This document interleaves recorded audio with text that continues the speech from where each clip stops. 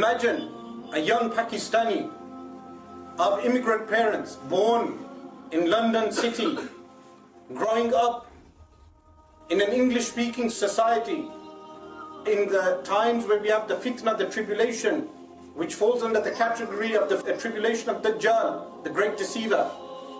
This youngster grows up with an insecurity of being Pakistani. This insecurity develops into being insecure about being Muslim. When he goes to the masjid, he sees the teacher sitting with a stick and speaking Punjabi or Urdu, and in very rare cases Mirpuri. And when he goes to his university, he sees the professor with a tweed suit on, speaking in English, refined manners, well spoken. The books are published in nice format, unlike the qaida that he was using in the masjid, where the qaida was published in Pakistan on cheap paper. And the insecurity develops. He shares a coffee with middle class English people or middle class Asian people who speak with an accent better than mine, and then he enjoys the company of these people. It is appealing to the ego, but the person will not be able to rationalize.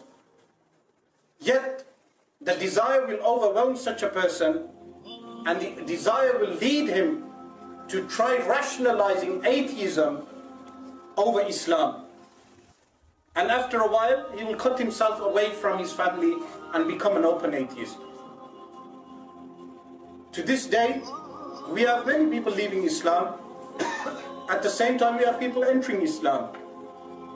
But a category of those people become atheists because of those issues which surround them.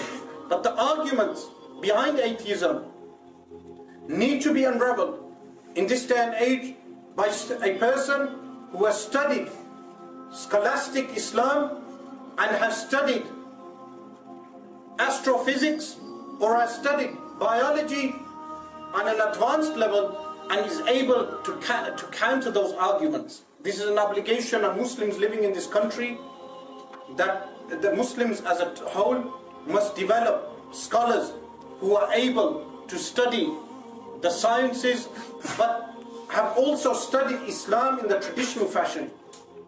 Not like Aligarh University, where they water down the Islamic studies and study Western education to a high standard. No, you have Islamic studies to a high standard, and at the same time you study the arguments of the opponent in order to counter their argument.